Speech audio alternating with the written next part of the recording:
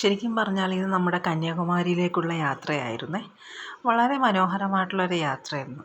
സന്ധ്യയോടടുക്കുന്ന നേരം അത് നമ്മുടെ ചില യാത്രകളെന്ന് പറയുന്നത് നമുക്ക് വളരെ വളരെ രസകരമായിരിക്കും. ഒരിക്കലും മറക്കാത്തൊരു യാത്രയായിരിക്കും. ഒരുപാട് ദൂരമൊന്നും വേണ്ട, അടുത്ത് എവിടെയെങ്കിലും ആ ഒരു ഈവനിങ്ങിൽ നമ്മൾ കുടുംബത്തോടൊപ്പം യാത്ര ചെയ്യുന്ന യാത്ര എന്ന് പറയുന്നത് ജീവിതത്തിൽ ഒരിക്കലും മറക്കാനാകാത്ത